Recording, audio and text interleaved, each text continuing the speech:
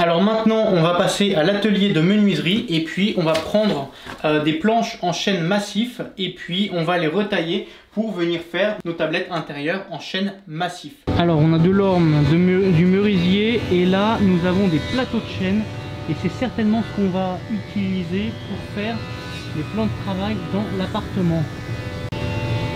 Ouais, ils me paraissent très bien.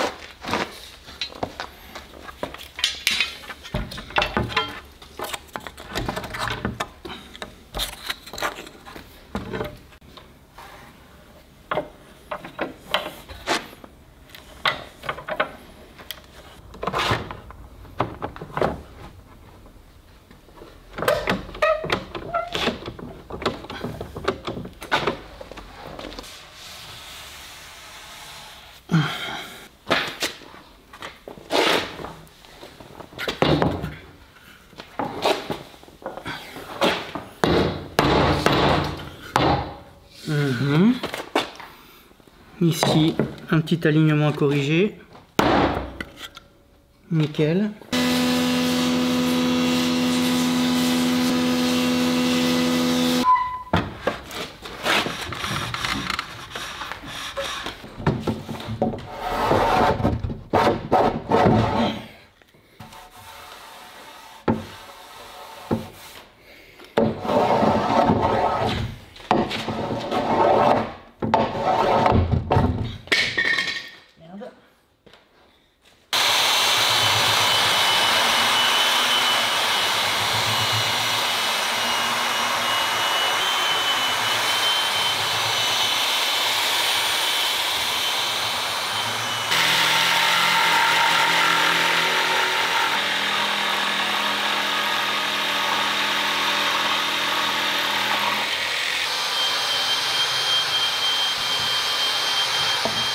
Alors maintenant, retour sur le chantier avec ces plans de travail en chaîne qui sont préparés. Alors je tiens à faire une précision importante. Les machines que j'ai utilisées, c'est des machines qui ont été mises à ma disposition. Ce ne sont pas les miennes. C'est l'atelier de menuiserie familiale. Voilà. Le but principal de ce partage, c'est avant tout d'inspirer les autoconstructeurs pour qu'ils puissent faire leurs travaux par eux-mêmes et qu'ils puissent s'inspirer de mes vidéos. Je suis entièrement conscient du fait que personne ne peut avoir ce genre de machine à sa disposition comme ça. Maintenant, cela dit, en montrant ça, ce que je voulais aussi montrer, c'est que en fait, le travail effectué, c'est pas si délirant que ça. Oui, il y a des machines professionnelles, mais le temps passé à utiliser ces machines, c'est pas tant de temps que ça. Débiter les planches de chêne, raboter les planches de chêne, ça m'a pris 2h30. Et puis également le fait de coller les bouts ensemble. Et puis ensuite, décoller, poncer, couper les angles, raboter à la main les excédents de colle, tout ça, ça m'a pris à peu près 1h30. Voilà, donc pour 2 rebords de fenêtre, 2 plans de travail de cuisine, un plan de travail de salle de bain et puis des étagères, j'y ai passé 4 heures.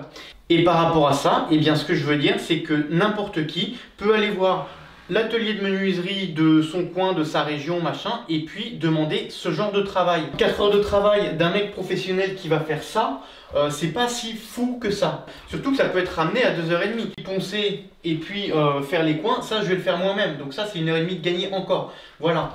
Et puis pour ce qui est des plans de travail, on trouve sur les sites de petites annonces qui ont stocké des planches dans leur hangar pendant des années et des années.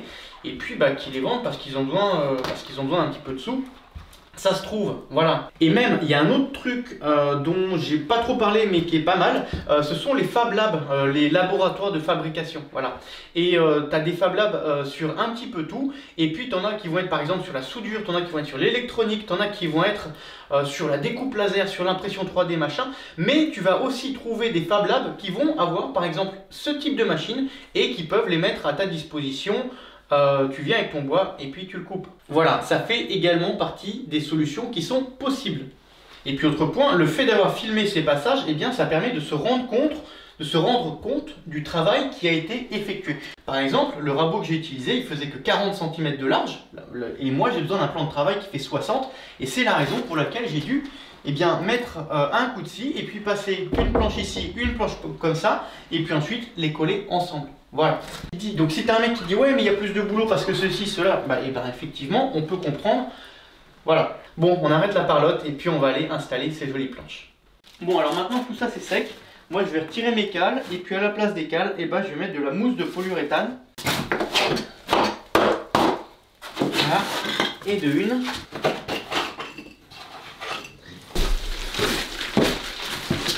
Ah, il y en a, ils vont gueuler en voyant ça là. Hein. Oh, ça va pas leur plaire, hein.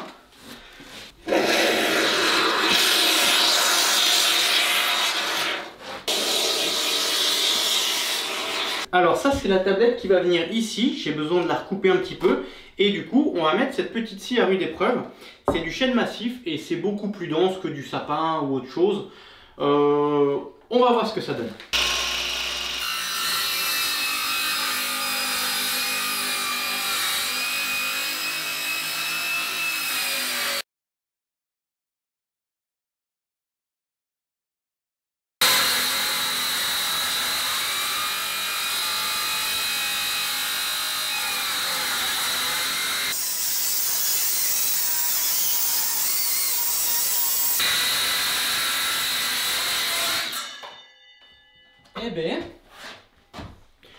Résultat, ça va vachement bien. Je recommande, franchement.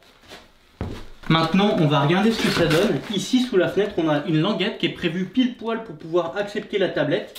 Et puis, pareil, on a une languette tout autour ici qui permet de venir clipser le placo dedans et d'avoir une finition propre et nette. Ce qui fait qu'on n'a pas besoin de faire de joints silicone. Et puis, c'est clean, quoi, voilà. Là, ça vient dedans, comme ceci, et puis là, comme ceci, ok. Voilà. Et là, on aura quelque chose comme ça, ok.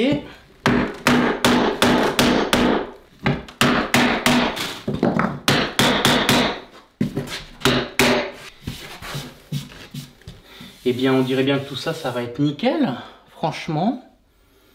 Et puis alors ce qui va se passer ici, changement de plan, dans ce renfoncement, en fait je devais avoir normalement 4 étagères, donc 1, 2, 3 et 4. Et bien en vue de cet élément, ça va changer. Je vais prendre 2 étagères comme ça que je vais coller bout à bout et je vais venir les mettre exactement à la même hauteur que ce plan de travail. Et ce qui fait qu'ici, on aura quelque chose comme ça et avec une chaise, on aura une sorte de petit coin bureau. Je dis bien petit. Et voilà, et puis ça fera une sorte de plan de travail et on peut également poser des petites choses, des trucs ici, voilà. Une petite chaise de bureau sympa et puis au-dessus de ce plan de travail, eh bien, on aura une étagère, 2 étagères. Et je pense que procéder ainsi, ça va ajouter de la fonctionnalité à cet appartement. J'ai coupé un poil trop long, on va lui retirer 2 mm. Ok. Là. Et voilà. Yes. Ok.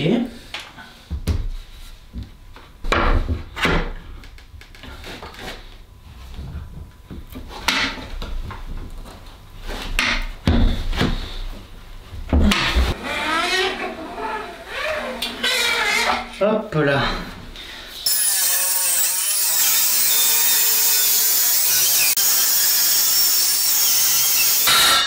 Yes. Ok. L'odeur, ça sent tellement bon le chêne, j'adore ça. Maintenant, je vais procéder au traitement de mes plaques de chêne parce que je ne vais pas les laisser brutes comme ça. Le chêne s'attache très facilement et donc du coup, je vais appliquer un vitrificateur. Et je vais appliquer un vitrificateur et non pas un vernis pour 2 raisons. Déjà, un vitrificateur, c'est fait pour ce qui est parquet en chêne massif. Donc, c'est-à-dire que ça va résister aux marques de pas. Donc, ça sera plus résistant qu'un vernis. Et puis la seconde raison, entre un vitrificateur et un vernis, le vitrificateur, lorsqu'on l'applique, lorsqu'on met une couche, eh bien la couche elle a tendance, lorsqu'elle sèche, à se tendre, alors que c'est pas forcément le cas avec un vernis. Je sais pas si je suis clair sur mon propos, mais bon, on aura quelque chose de plus clean avec un vitrificateur qu'avec un vernis.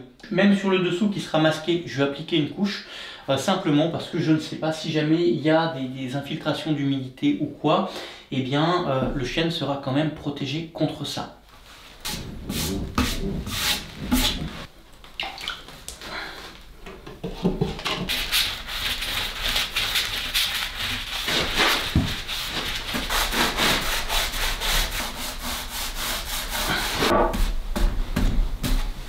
Ok.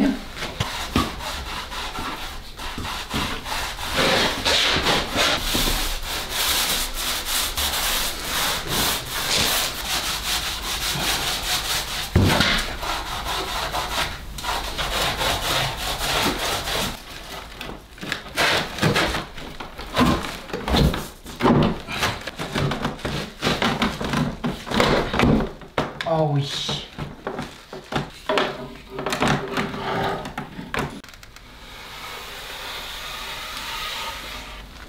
Alors je ne sais pas si on se rend compte à la caméra, mais la couleur de ce bois, le rendu, c'est juste magnifique. Franchement, je suis très content du résultat, oui. Maintenant je vais poncer l'excédent de tôle parce que c'est pas très joli.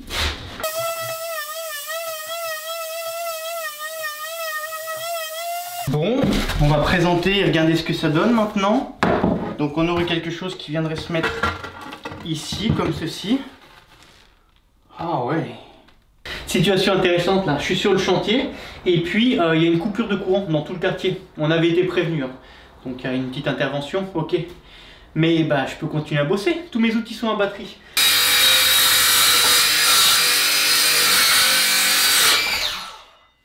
Yes.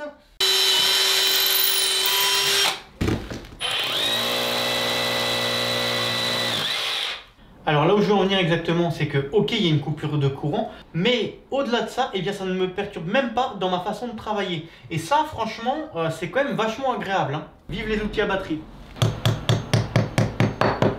En face, il y a besoin d'un petit coup de nettoyage avant.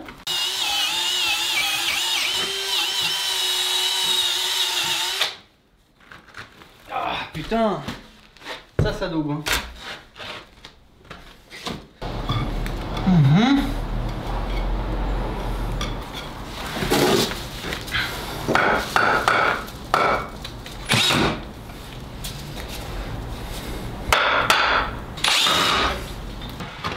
Et le mini bureau il vient comme ceci ici. C'est nickel. Et puis là je viendrai faire un petit raccord avec les chutes que j'aurai. Ouais. On va maintenant essayer de visionner quelque chose d'intéressant avec le fait d'avoir remplacé ces fenêtres. On va visionner les ponts thermiques. En termes de conditions, là j'ai le radiateur électrique qui a tourné à fond pendant 2 jours. Je pense qu'il fait plus de 20 degrés dans l'appartement. Il fait bien chaud, il doit faire son petit 22. À l'extérieur il fait moins 1 degré et il neige. Et on va pointer la caméra thermique sur la fenêtre et sur les murs pour voir ce que ça donne en termes de perte de chaleur. Alors, dans quel mode on va se mettre? Donc là on est dans le mode caméra, là on est dans le mode thermique pur, et il y a un mode qui est intéressant, c'est quand on a la caméra sur le thermique en même temps. Ah non, là on est en mode, là voilà, comme ceci. Et ça, ce mode là il est intéressant. Vas-y, et on va commencer à enregistrer, hop. Alors on peut voir qu'on a un tout petit peu de déperdition au niveau de l'appui de fenêtre en dessous. Et phénomène intéressant aussi, on peut voir que voilà, au niveau des montants, on a un petit peu de bleu, alors que sur les carreaux, on n'en a pas du tout. Voilà. Hop, on en a sur les murs, sur le côté.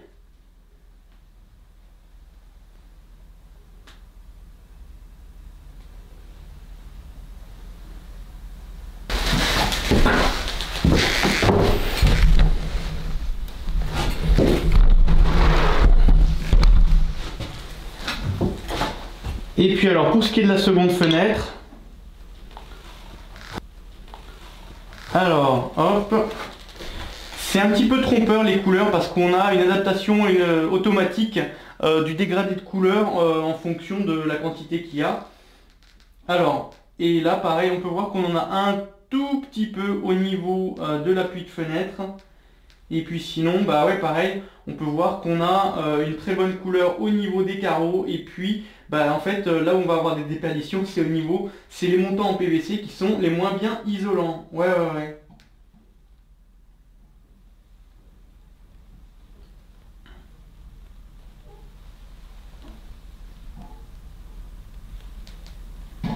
Là on peut voir qu'on a une belle source de chaleur liée au spot d'éclairage.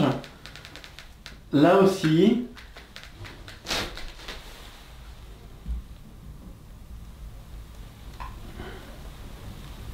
Ok.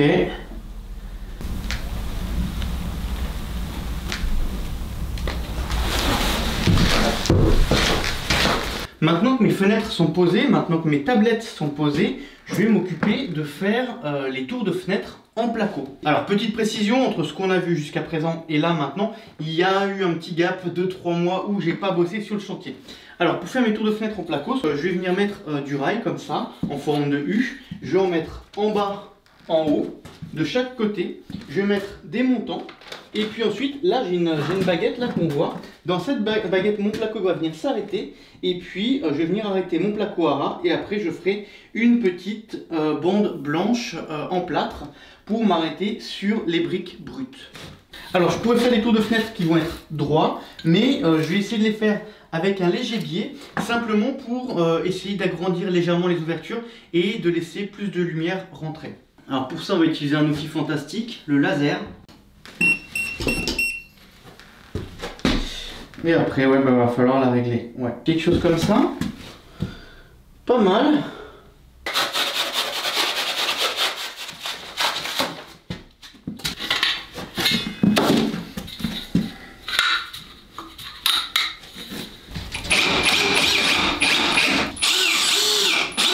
Un 66.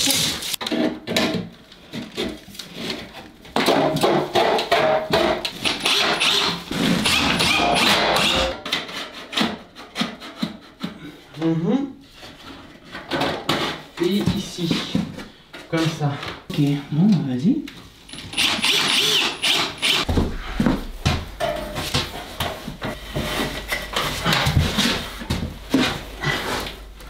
C'est vraiment histoire de dire, hein, parce qu'après, de toute façon, les murs ils vont rester à nu. Hein. Alors là, je vais faire un zoom sur un point important. je m'apprête à mettre la plaque de placo ici, là sur le bord. Seulement, ce qui va se passer, c'est que cette plaque de placo, elle va être en contact avec d'autres matériaux. Elle va être en contact avec le PVC de ma fenêtre et elle va être en contact avec le chêne de ma tablette. Par rapport à ça, il va falloir un raccord spécial, propre, qui va être entre le placo et puis les matériaux autres. L'une des solutions, c'est de faire un joint silicone.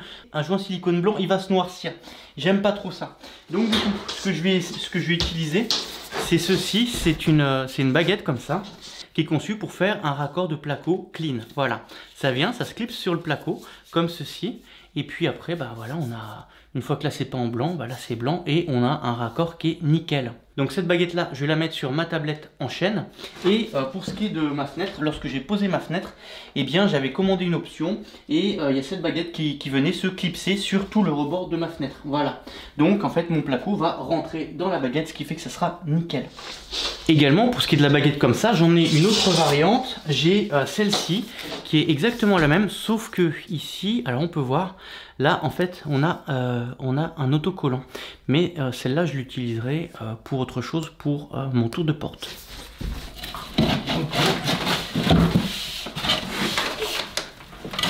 On va lui donner un petit coup de main à rentrer alors.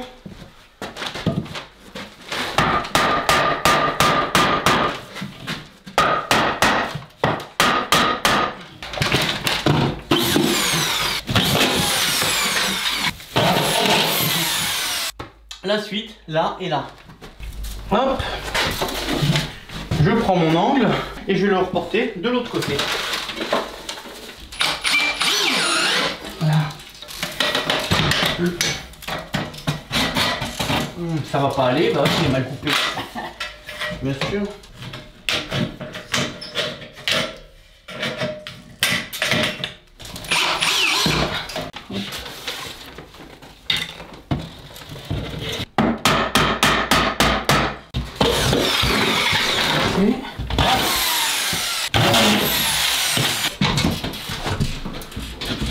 Alors, ça vient comme ceci, nickel. Ok.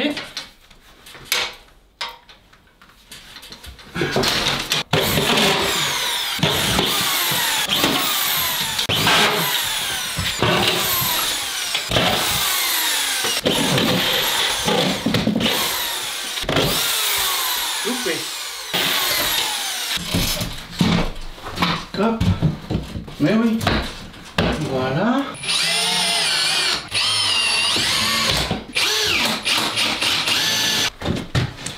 Ici. Comme ceci.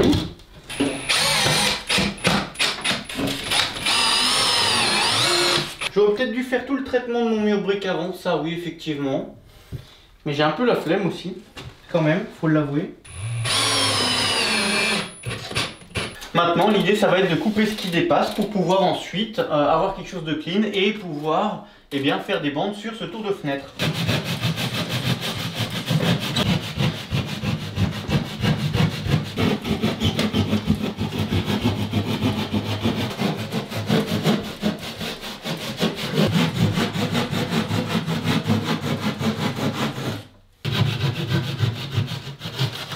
Et voilà. Alors la colle à bande que j'utilise, c'est ça, du Knauf Super Finish. C'est de la colle déjà prête et ça va vachement mieux, c'est plus pratique que de faire sa colle soi-même, même si ça coûte un petit peu plus cher. Et puis alors ça aussi c'est vachement bien, ça c'est une boîte à bande, la marque c'est Amazon Basics, je l'ai acheté sur Amazon. Et en fait si tu veux, d'un côté j'ai ça, cette boîte en métal avec ma colle dedans. Et vu que c'est un rebord en métal, et en fait ça m'évite d'avoir un deuxième couteau dans la main, tu vois, ça fait le rôle de couteau et en même temps je suis pas obligé de redescendre à chaque fois de mon escabeau pour recharger mon couteau large. Là j'ai ça. Et puis alors cette colle, pourquoi est-ce qu'elle est bien, entre autres parce que elle a déjà la bonne consistance. Moi j'ai jamais la bonne consistance, là c'est pas compliqué. Voilà, tac, voilà, hop, tiens, hop, et merde, quel gros con.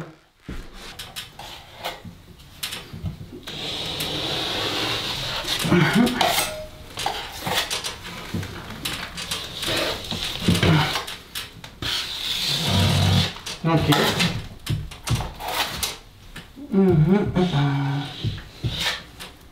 La bande, ce que je mets, c'est de la Knauf.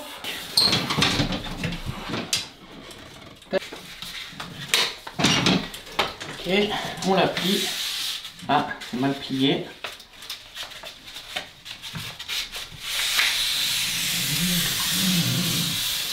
Hop.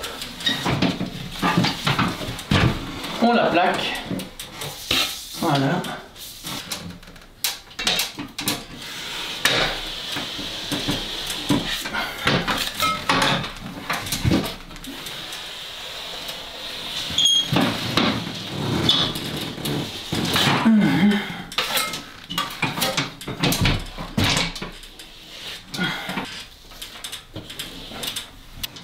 Là, comme ça. Sur les ongles extérieurs, je mets de la bande armée avec du métal comme ça, toujours. Là.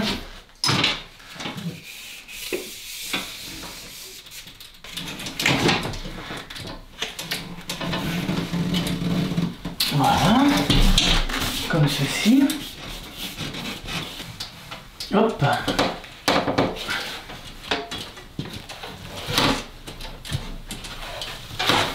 Pour mon angle, j'ai ceci, une petite spatule d'angle, hop. Et en fait, ce qui fait que du coup, ça me permet d'avoir un angle bien lisse et c'est plus facile à poncer après. Parce que ça, le ponçage, c'est vraiment un truc. J'ai horreur de ça et je suis pas bon. Ouais.